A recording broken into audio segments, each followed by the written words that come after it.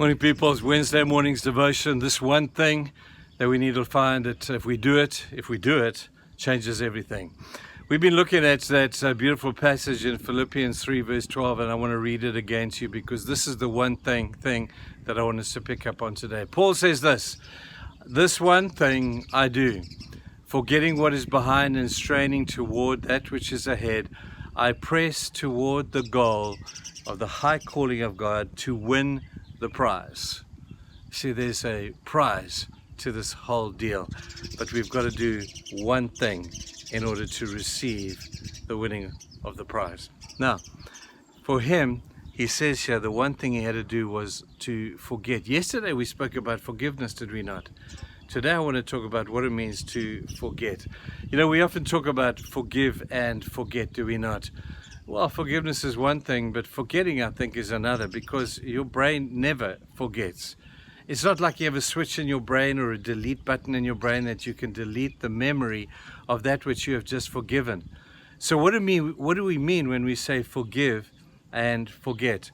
I think what we're really trying to say is that we forget never the memory. We'll always have the memory of the incident we have to forget, but now we're no longer meditating upon it. You see, when you've forgiven somebody, the process of forgetting is that I don't ponder on it. I don't think about it all day. I don't go to bed at night with this anger in my heart. I still remember it because your brain cannot be turned on and off unless you're sitting in church and the sermon is really boring. You can turn your brain off a bit. But in our lives, we cannot. There are memories that are there forever. But when we're stuck and thinking about those things. I talk to people who've got forgiveness issues of 20, 30 years ago, and they still have not forgotten.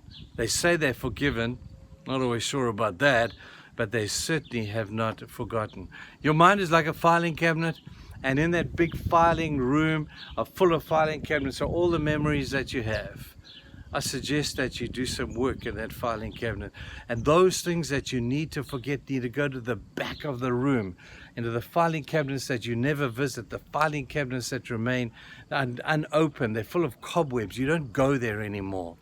The problem is we keep reliving and re-talking and resharing, and aren't you exhausted after doing that?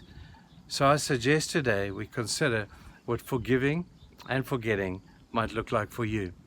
For God, it's a beautiful thing. In Isaiah 43:25, he says this, I blot out your transgressions and I remember them no more.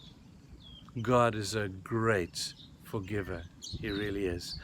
There's a story of a man who was a cynic on spiritual things, and he heard of this woman who claimed that God would speak to her. So he found her, and he said to this lady, lady, I want to test whether you're telling the truth. So she said, well, what do you want me to do? He said, what I want you to do is I want you to go to God, and if God talks to you, then you'll be able to do what I'm asking you to do. I want you to go to God and tell him, I sinned 3 times yesterday, and I want you to ask God what those 3 sins were, and then come back and tell me. So he says, oh, okay, I'll go and ask God what your 3 sins were. So she goes to God, and then she comes back to this guy's, and he says, oh, so what did God say? Did he tell you my 3 sins? And she shook her head and said, no, all he said was, I forgot. Don't you love that? That God has no recollection. God has obviously in his mind, he remembers, but he has no recollection. He has forgiven, he has forgotten. Your confessed sin is buried somewhere in that ocean over there. I don't suggest you go and try and find it, because you're not going to find it. It's forgotten. And I trust today that you will learn the power of not just forgiveness, but the power of being able to forgive and forget at the same time. Let's work on that, people. It's a process, but it begins with a decision, and I hope you make that decision today. Have an awesome day.